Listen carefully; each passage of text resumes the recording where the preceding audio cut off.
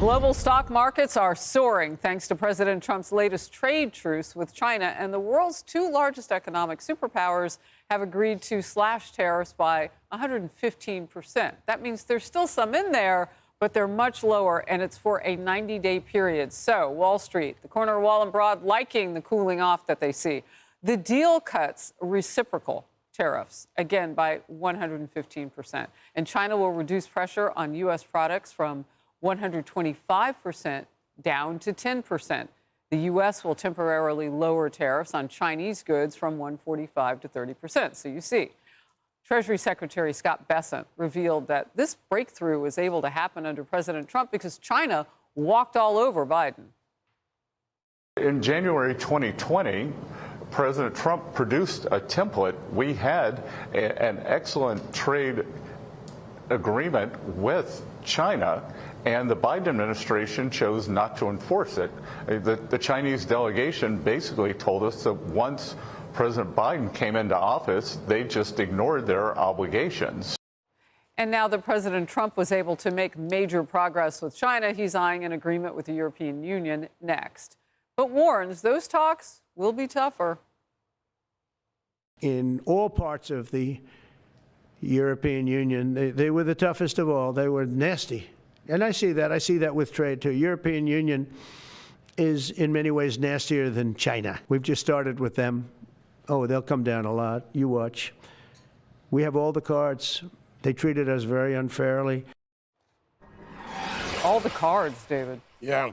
I watched the European Union debate. It was a few days ago on the tariffs.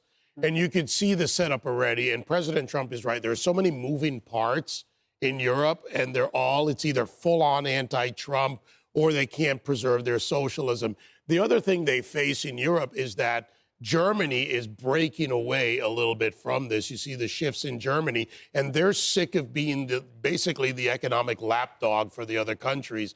So they're not as aligned as they'd like to be, but there are a lot of people that are just living in that TDS world. And I saw that in the debates. I watched a couple of hours of it and realized that this is what we're up against. But China proves one thing, that when you stop playing games with them and pay attention to their weakness, China is not as strong as they'd like to be. They're our biggest trade deficit. But the fact is that they're weak because if their goods sit there and they're an export economy, they're not selling to maintain their communism.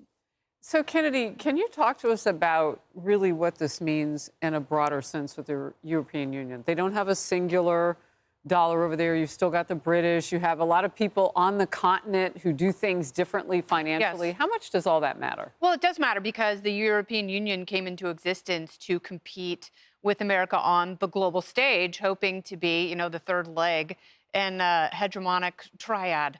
And that has not necessarily been the case because there have, for the last couple decades, been several countries in the EU that have really dragged their economy down, and they've tried to restructure their debt over the years. And I don't blame Germany. I mean, Bavaria wants to secede from Germany because they're prosperous, and you have other parts of the country that, the social safety net is acting like an anvil. So they're doing whatever they can, but I'm sorry, the free market and appealing to consumers is the best way to go instead of creating a system of dependency that is unsustainable in any country, in any language.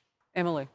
Yeah, I look not through the lens of an economist by any means, but just as an American, as I have been told that under the prior administration, our obligations were ignored. And I can't skip over that because the idea and the concept of an abdication of duty is something that somehow the left pushed a narrative for us that it was somehow tolerable.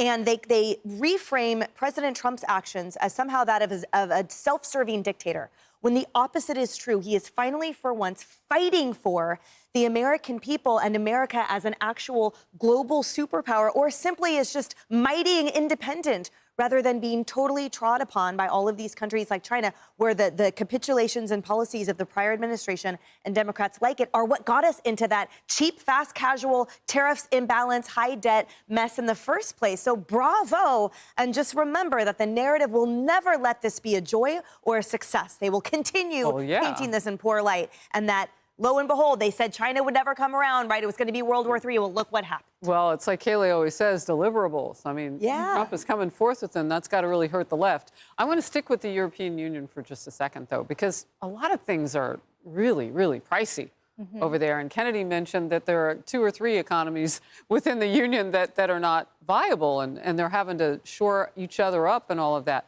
That makes them weak against someone on the global stage like Trump, who wants to now, as a president, do a deal with tariffs. For sure. And of course, they don't have the United Kingdom there anymore either.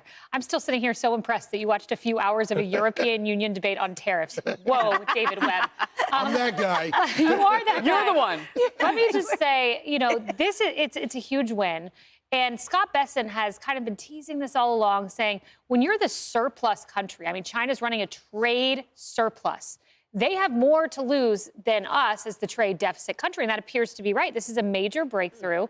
3 a.m. Eastern time is when Scott Bessent was announcing this on the world stage.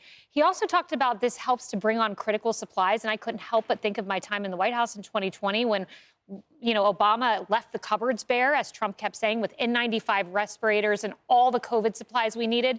They've put an eye towards shoring that supply line up, and Scott Bessent should be praised. President Trump said, maybe we bring these tariffs to 80%, but I leave it up to Scott B. Well done, Scott B. This is a big breakthrough with President Trump at the top. Hey, everyone, I'm Emily Campagno. Catch me and my co-hosts Harris Faulkner and Kayleigh McEnany on Outnumbered every weekday at 12 p.m. Eastern, or set your DVR. Also, don't forget to subscribe to the Fox News YouTube page for daily highlights.